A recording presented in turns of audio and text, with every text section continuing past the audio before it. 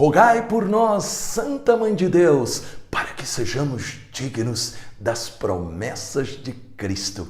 Que alegria encontrar com você no Evangelho do dia do sábado.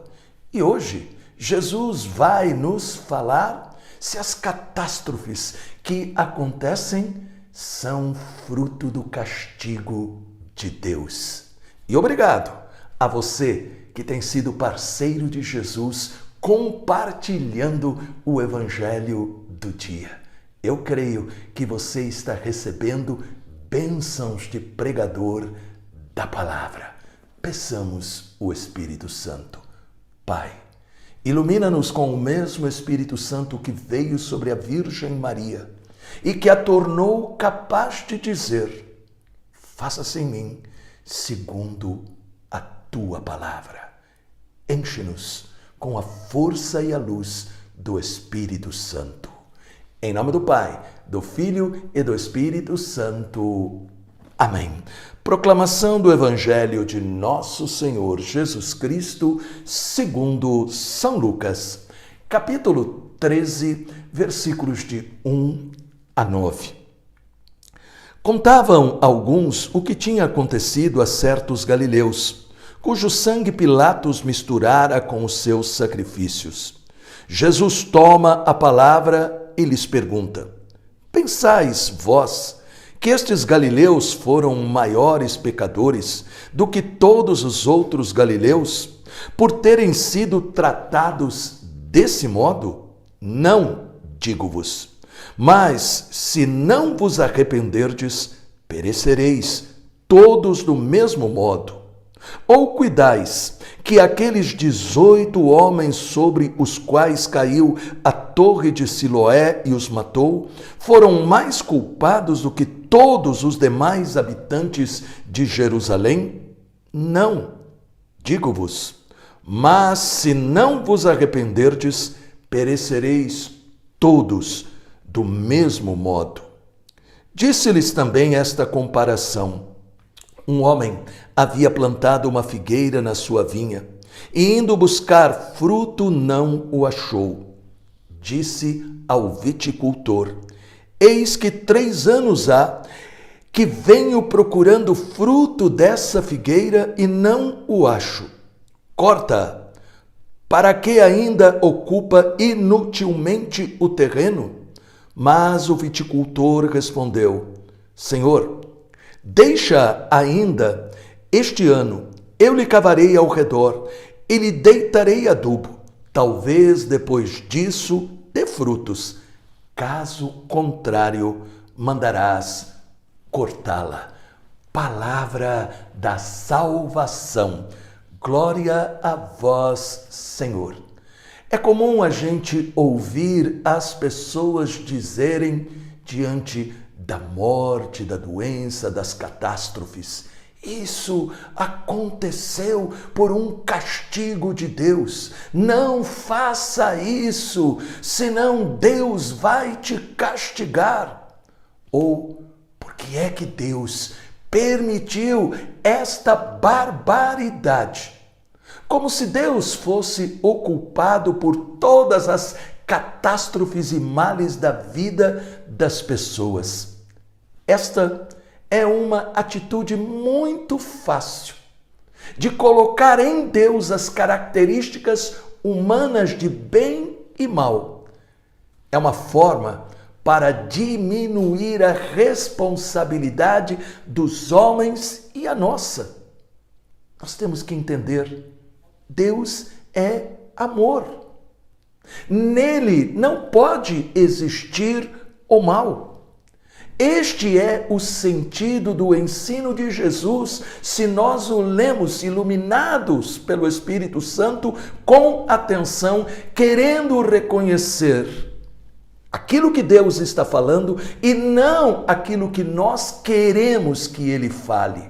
Por isso é que nós temos que ruminar, nós temos que mastigar, nós temos que pedir o auxílio do Espírito Santo para que aquilo que nós estamos nos alimentando na palavra possa realmente trazer para a nossa vida aquilo que Deus realmente deseja. Portanto, nós vemos que este é o sentido, se você prestou atenção, como eu tenho a certeza que prestou, este é o sentido do ensino de Jesus diante da notícia da morte brutal de alguns homens e do desastre da queda de uma torre. Ele revela que não é Deus quem manda o mal ou quer desastres e massacres, mas Jesus revela algo que foi ensinado também pelo Papa Bento XVI, quando ele esteve presente em um terrível campo de concentração dos nazistas na Segunda Guerra Mundial, onde morreram milhares e milhares de pessoas nos fornos. E aí então, o Papa Bento XVI perguntou: onde estavam os homens? Diante de uma situação dessa, nós perguntaríamos: onde está Deus? Mas nós deveríamos perguntar: onde estavam os homens que fecharam os olhos a esta realidade? Sejam aqueles que estavam lá na segurança deste campo de concentração, aqueles que ordenaram e aqueles que sabiam que isto acontecia e ficaram talvez quietos, se omitiram pelos motivos mais diferentes. É neste sentido que nós devemos entender a palavra de Jesus no Evangelho, quando ele disse: se não vos converterdes, se não vos arrependerdes. A conversão é uma luta diária para vencer as tentações do príncipe do mal e seu poder. Nós falamos muito de batalha espiritual, e aí está a batalha espiritual que começa no nosso interior. Satanás deseja mudar a escala dos valores. Satanás quer que a gente entenda a realidade de um modo diferente daquela que Deus nos apresenta. Por isso é que Jesus nos alerta sobre a nossa responsabilidade diante das ações e escolhas diante da vida.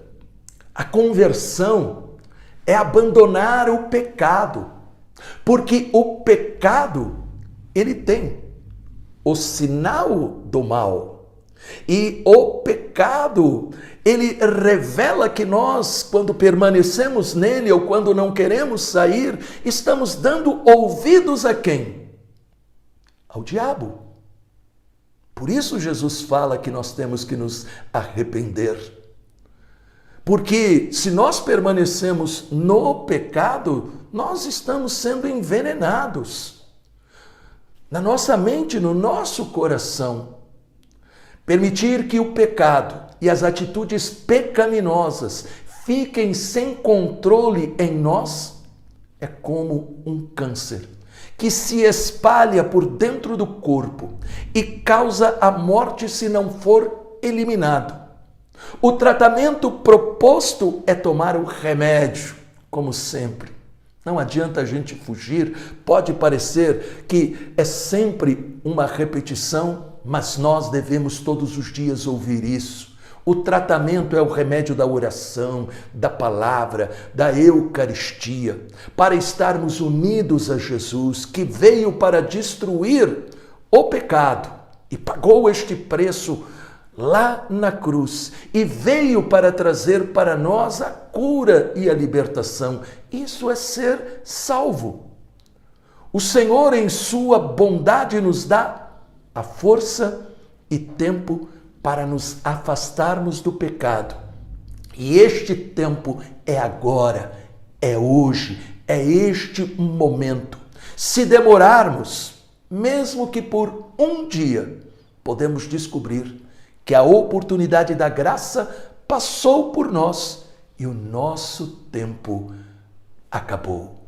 Deus maravilhoso, ilumina-nos para que possamos reconhecer sempre a Tua vontade, Em nome do Pai, do Filho e do Espírito Santo.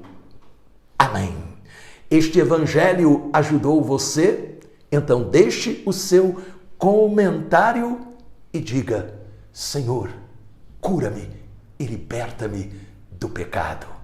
Deus te abençoe, os anjos te protejam e salve Maria!